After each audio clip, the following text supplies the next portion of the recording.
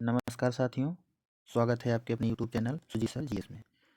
तो साथियों, आज हम सीटेट एग्ज़ाम यानी कि 13 जनवरी के फर्स्ट शिफ्ट के बारे में आज कुछ प्रश्नों की चर्चा करते हैं। तो चलिए आज का सेशन स्टार्ट करते हैं। कुछ सीडीपी के प्रश्न और ईवीएस के प्रश्न जो कि हमने कलेक्ट किया हुआ है, तो आइए देख लेते हैं किस तरह के प्रश्न आज के एग्ज़ाम में पूछे गए। तो ये रहा आज का पहला क्वेश्चन। कौन सा जानवर है जिसका जीवन काल 40 वर्ष होता है तथा वह अपना जीवन पूरा 8 पेड़ों पर बिता देता है? तो इस प्रश्न का राइट आंसर हो जाएगा ऑप्शन ए स्लॉथ। स्लॉथ एक ऐसा जानवर है जो जिसका जीवन काल 40 वर्ष होता है तथा वह अपना पूरा जीवन 8 पेड़ों पर बिता देता है और यह उसी पेड़ों की पत्तियों को खाकर अपना जीवन व्यतीत करता है।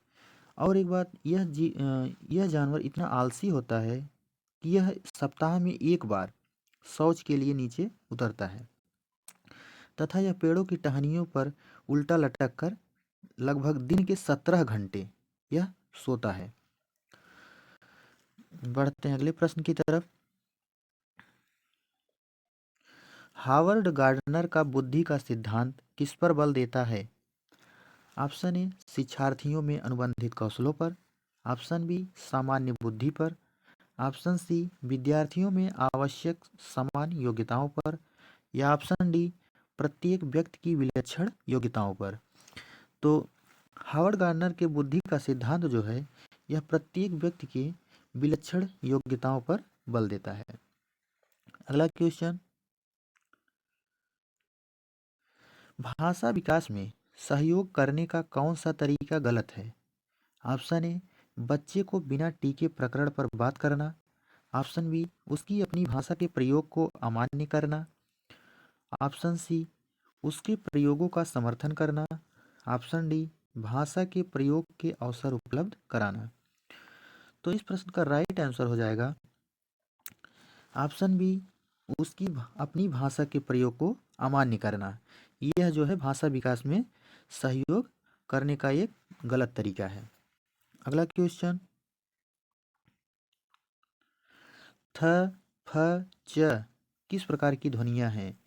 स्वनिम, रूपिम, लेखिम या शब्दिम? तो इस प्रश्न का राइट आंसर हो जाएगा ऑप्शन ए स्वनिम। अगला क्वेश्चन, हाथी के झुंड में कितने सदस्य रहते हैं?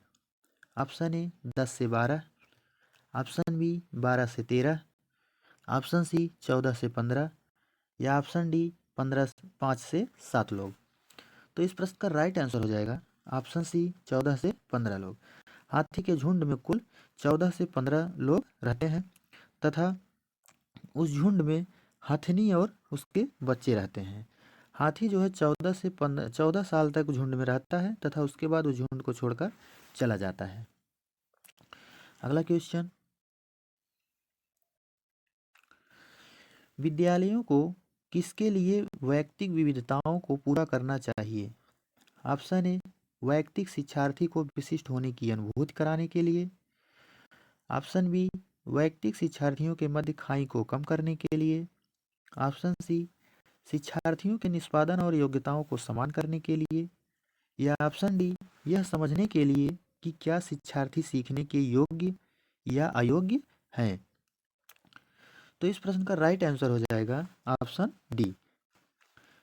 अगला क्वेश्चन, पोचमपल्ली गांव किस राज्य में स्थित है?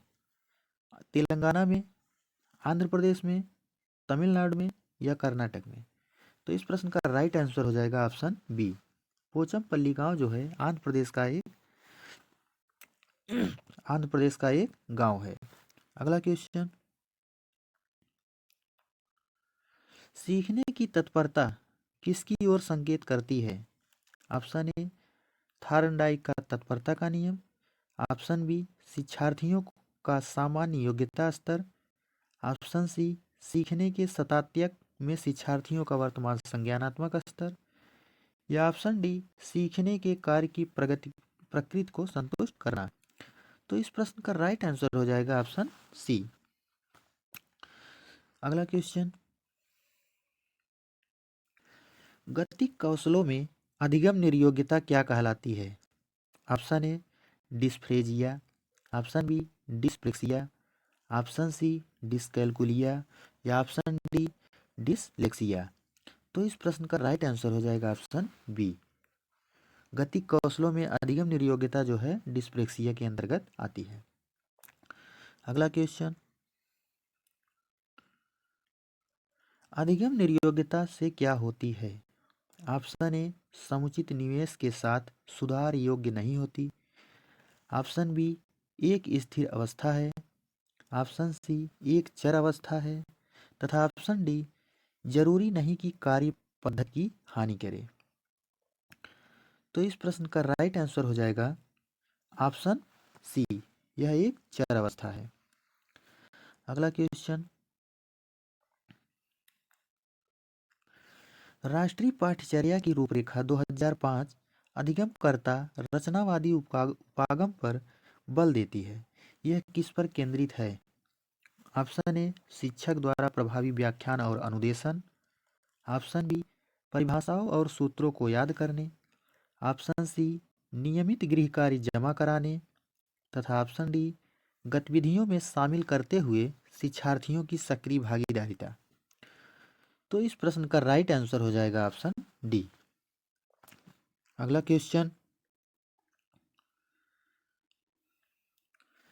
पर्यावरण अध्ययन में एक अच्छे दत्त कार्य का मुख्य लक्षण होना चाहिए।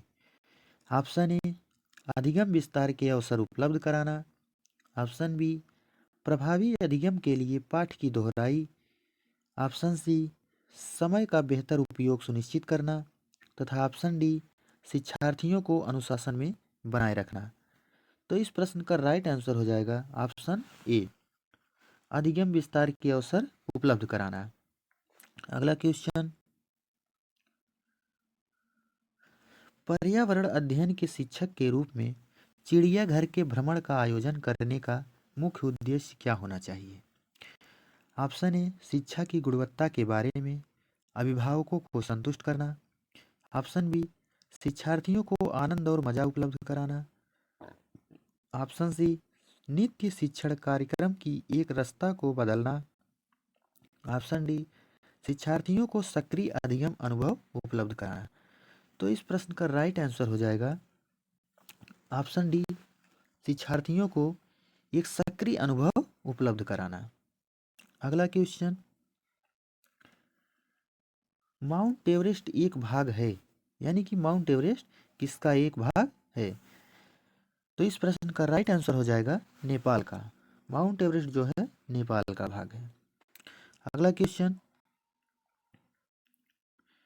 उस वैज्ञानिक का क्या नाम है जिसने सर्वप्रथम मच्छर के पेट के अंदर ताक झांकी की और यह सिद्ध किया कि मलेरिया मच्छर से फैलता है तथा इस अनुसंधान के लिए दिसंबर 1902 में चिकित्सा के क्षेत्र में नोबेल पुरस्कार दिया गया?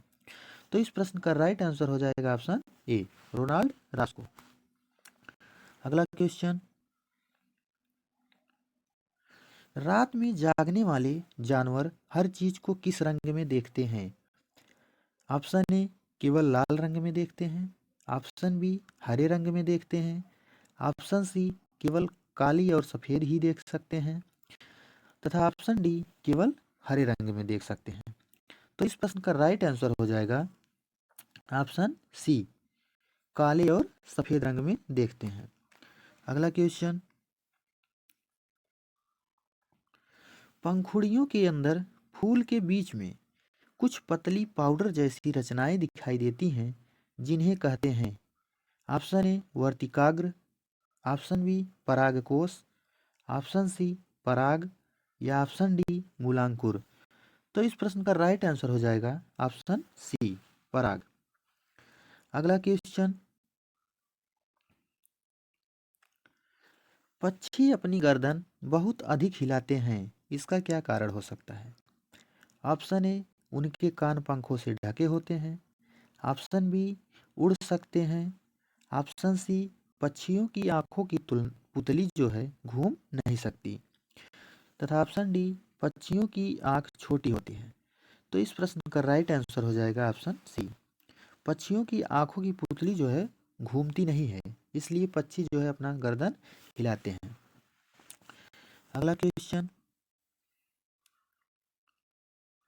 निदान के पश्चात कोई डॉक्टर रोगी से यह कहता है कि उसके खून में हीमोग्लोबिन की कमी है, तो उस रोगी को आयरन की कमी पूरा करने के लिए क्या क्या खाना चाहिए? तो इस प्रश्न का राइट आंसर हो जाएगा ऑप्शन ए, आंवला, हरी पत्तेदार सब्जियां और गुड़। अगला क्वेश्चन, राष्ट्रीय पाठचर्या की रूपरेखा 2005 प्राथमिक स्तर पर पर्यावरण अध्ययन शिक्षण का प्रमुख उद्देश्य होना चाहिए। ऑप्शन ए, स्वतंत्र रूप से प्रयोग करने की कुशलता अर्जित करना। ऑप्शन बी, विषय की आधारभूत संकल्पनाओं की आधारभूत समझ का विकास करना। ऑप्शन सी, विषय के आधारभूत सिद्धांतों का स्मरण करना। या ऑप्शन डी, कक्षा कक्षीय अधिगम को विद्यालयों के बाहर के जीवन से जोड़ना।